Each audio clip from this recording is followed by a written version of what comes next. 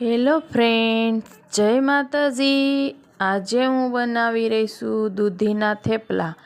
તો આજે હું તમને આપીશ દૂધીના થેપલાની રેસીપી। એકદમ નવી રીત સાથે એકદમ મુઠ્ઠીમાં આવી જાય તેવા પોચા રૂ જેવા દૂધીના થેપલાની રેસીપી।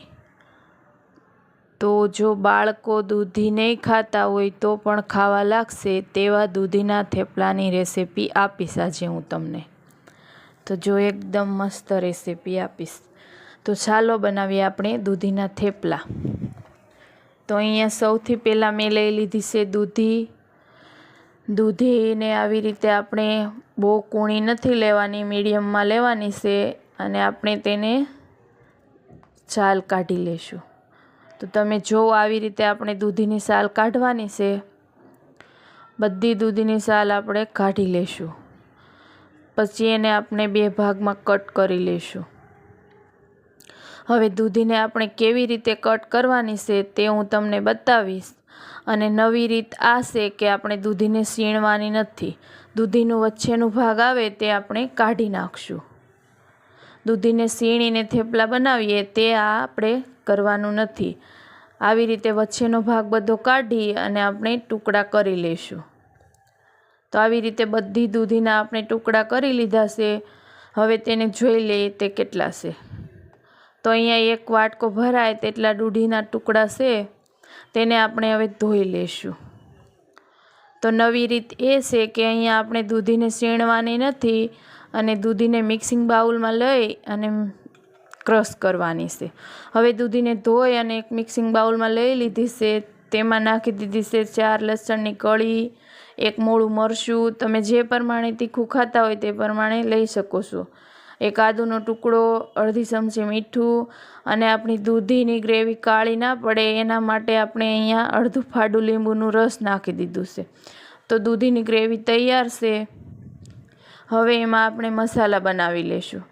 તો મસાલામાં આપણે સૌથી પહેલાં નાખી દઈશું ધાણા જીરું પાવડર, થોડીક હિંગ, લાલ મરચું પાવડર, અડધી ચમચી હળદર પાવડર, આમચૂર પાવડર, અડધી ચમચી તલ, 1 ચમચી, અડધી ચમચી અજમો અને થોડી કસૂરી મેથી નાખી દઈશું આપણે।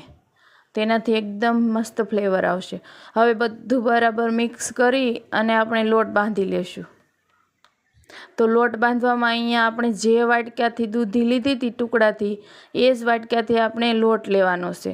ઘઉંનો લોટ એકદમ ઝીણો સાળીને લેવાનો છે, આપણે કરકરો લોટ લેવાનો નથી અહીંયા। તો આપણે 1.5 વાટકો ઘઉંનો ઝીણો લોટ લઈ લીધો છે। જે વાટક્યાથી આપણે દૂધીના ટુકડા હતા એ જ વાટક્યાથી આપણે લોટ લઈ લીધો છે। હવે આપણો લોટ બંધાઈને એકદમ તૈયાર છે। આમાં મારે એક જરાક પણ પાણીની જરૂર નથી પડી। હવે મેં અહીંયા એક લુઓ લઈ લીધો છે લોટનો। આને લોટને આપણે થોડીક વાર માટે રેસ્ટ નહીં આપીએ, કેમ કે આમાં પછી પાણી છૂટું પડશે, એટલા માટે દૂધીમાં પાણી હોય એટલે। હવે અહીંયા મેં એક લુઓ લઈ લીધું છે, તેને કોરા લોટમાં સ્ટફિંગ કરી લીધું છે। હવે આપણે અહીંયા થેપલો વણી લઈશું। તો આ હું તમને કહીશ કઈ રીતનો થેપલો વણવાનો છે। તો અહીંયા આપણે જાડો પણ નથી રાખવાની બહુ રોટલી અને પતલી પણ નથી રાખવાની, મીડિયમ સાઇઝનો રાખવાનું છે। તો હું તમને નજીકથી હમણાં બતાવીશ કેવી રીતે બનાવવાનું છે। તો તમે જોઈ શકો છો આ ટાઈપનું આપણે રાખવાનું છે, તો જ આપણા થેપલા એકદમ પરફેક્ટ અને કૂણા બનશે। પાછળ જો લોટ હોય તો આપણે કાઢી નાખવાનું છે। હવે એક તવો ગરમ કરવા મૂકી દીધો તો તેમાં આપણે થેપલા નાખી દઈશું। થેપલા નાખી અને કિનારી પર લગાવી દઈશું તેલ અને પછી આપણે પલટાવી લઈશું। પલટાવી અને ફરીવાર આપણે લગાવી દઈશું તેલ। આવી રીતે આપણે 1-2 વાર પલટાવશું એટલે થેપલું બનીને તૈયાર થઈ જશે।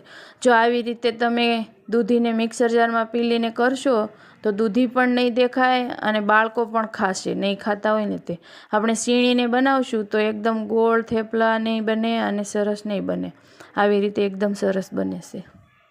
તો આવી રીતે આપણે બીજા થેપલા પણ બનાવી લઈશું। તો આ નવી રીત સાથે થેપલા બનાવજો તમે પણ જરૂરથી એકવાર। તો આવી રીતે આપણે બીજા થેપલા પણ બનાવશું. થેપલાને આપણે બહુ અહીંયા ફૂલ ગેસ પર નથી રાખવાના, ગેસની ફ્લેમ લો જ રાખવાની છે અને 2 થી 3 વાર પલટાવવાનું છે, એટલે થેપલા એકદમ કૂણા અને મસ્ત બનશે, સવડ નહીં બને. તો આવી રીતે 2 થી 3 વાર આપણે પલટાવી લેશું અને પછી આપણે લઈ લેશું. તો આવી રીતે આપણે બધા થેપલા બનાવી લેશું અને થેપલાને 2 ગણો સ્વાદ આપે તેના માટે આપણે અહીંયા બનાવી લેશું દહીં તીખારી. દહીં તીખારી બનાવવા માટે મેં લઈ લીધી છે 4 થી 5 લસણની કળી, અડધી ચમચી જીરું, 1 ચમચી લાલ મરચું પાવડર, અડધી ચમચી નમક સ્વાદ મુજબ અને બધું આપણે વાટી લેશું. તો લાલ મરચું અને લસણ વાટીને તૈયાર છે. હવે આપણે એને લઈ લઈશું એક વાટકામાં.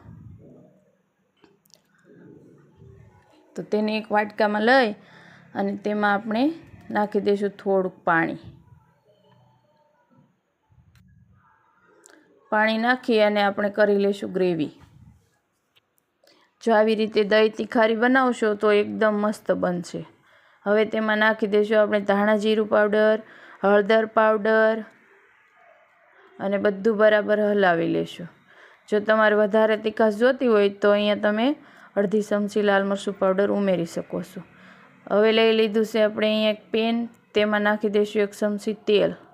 તેલ ગરમ થાય એટલે નાખી દઈશું રાઈ. રાઈ થઈ જાય એટલે નાખી દઈશું અડધી ચમચી હિંગ. હિંગ નાખીને લીમડાના પાન નાખી અને આપણે આ મસાલો નાખી અને ફટાફટથી ઢાંકી દેવાનું છે. બસ એટલે વઘાર આપણો બેસી જાય.